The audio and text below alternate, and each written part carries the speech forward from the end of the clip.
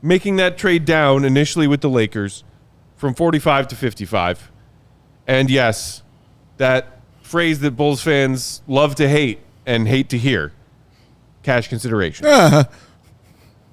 Given where the team is, given where the roster construction is, knowing that you sign Giddey, you sign Essengay, and boom, you're at 14, you can make your peace, I think, in certain ways with the fact that they did trade down and are looking with the pick that they did select maybe at a draft and stash guy.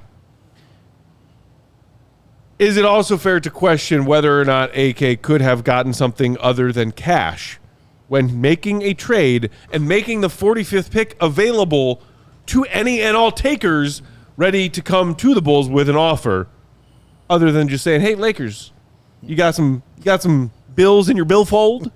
Because I think that is the thing that you can be skeptical and critical of today.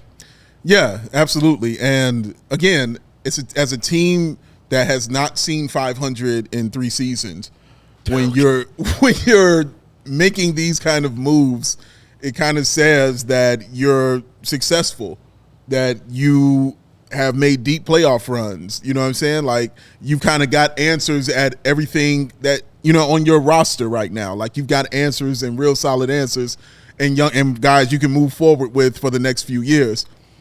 Even still, in fact, that happens. Even teams like OKC still make the move up in the draft to try to get these draft picks. You know what I'm saying? Even the Pacers we saw. Even teams like Phoenix, who doesn't have a lot, still making moves to move up. Even the Brooklyn Nets we saw still making those moves to move up. So it strikes that kind of a chord in my brain when I see those kind of things start happening for this Bulls team. But like I said, man, like, it just feels like par for the course at this point in time. It's where everybody just hears cash considerations, as you said, Matt, and frets, a little bit when it's like that.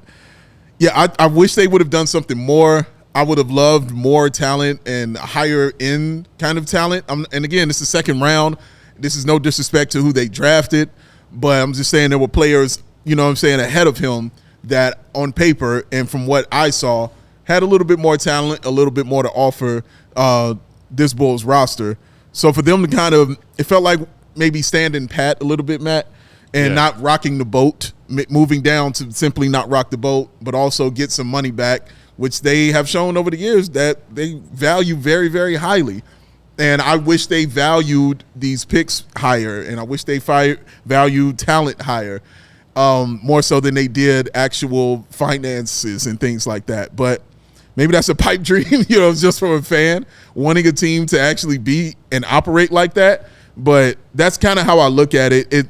It left a sour taste in my mouth after the Essengay pick, where I was like, yeah, okay, solid pick. Nice. All right. What are you going to do with round 2? Let me see. Oh, okay, 45. You kind of got something. Let's see what they can pick up. And you trade down from that and climb off that hill. Now, Mark Eversley did kind of warn us in that press conference. He said, hey, there's a possibility we trade down. There's a possibility we trade out, you know what I'm saying, of this draft. So he kind of let you know it might be coming.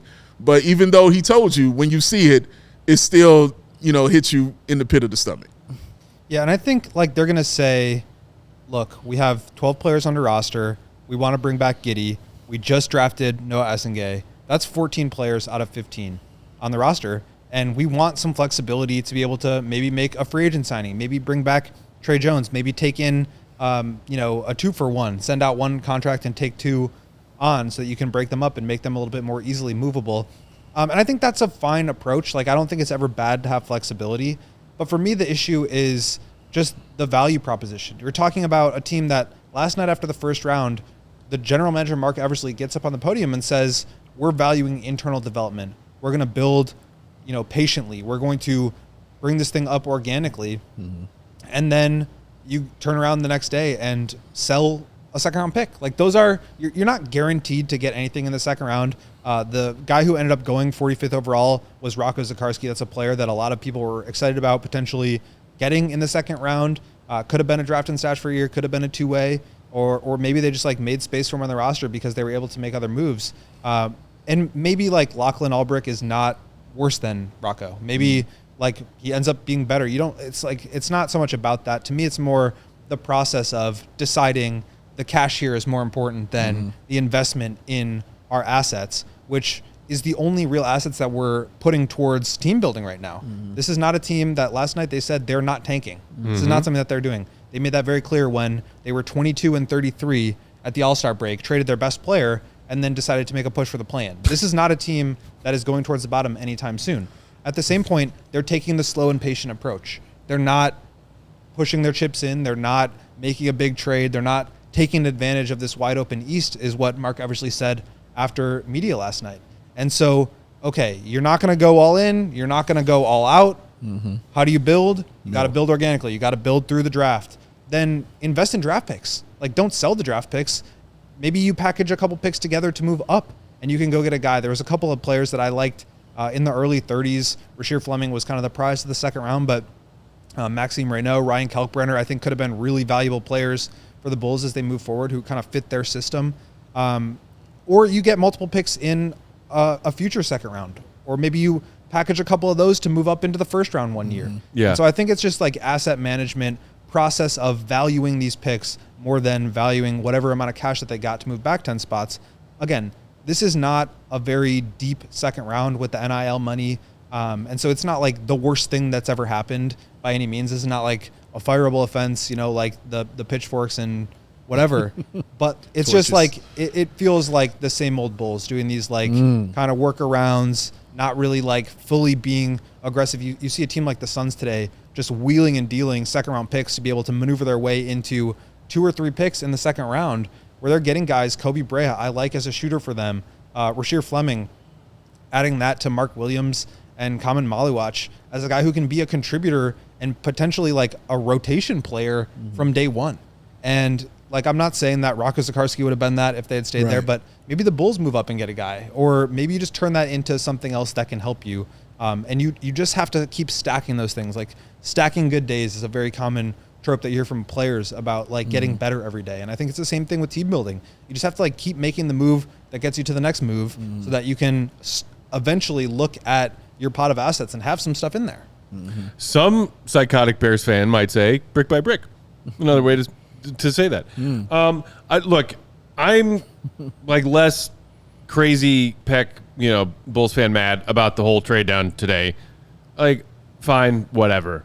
Would I have preferred a couple of future second round picks instead of cash? Yeah, obviously. The bigger problem to me is that I just don't think that AK is really good at figuring out how and when to use picks, how and when to trade picks, how and when to reaccumulate picks, and how to value them. Like, and again, we talked about this a little bit earlier on in tonight's show, but to me, the one that I'm going to lose sleep over wondering about is not who the Bulls could have had at 45 if they didn't trade down tonight. Yeah. Like, small freaking potatoes, y'all. Agreed. The bigger one that has been discussed is the Pelicans really threw that offer at the Hawks to move up to 13 to take Derek Queen. You have to imagine that the Hawks picked up the phone before that and called AK and said, what do you want for number 12? Because here's what we're willing to offer. And if it was the same package that Atlanta got, including an unprotected first-round pick next year from a Pelicans team that looks like it's not going to be in the thick of the Western Conference playoff hunt next year, if the Bulls got that same call 10 minutes earlier and got that same offer 10 minutes earlier, that to me is a much greater example of malpractice and negligence when it comes to how and when to use your draft picks in negotiations. Without a doubt. Because you're still feeling good about getting a player in the early 20s who's on the board in the early 20s in this class, and then having your own pick and an additional unprotected first and another very talented draft class next year for your young rebuilding team. That's what bugs me tonight more than trading from 45 to 55.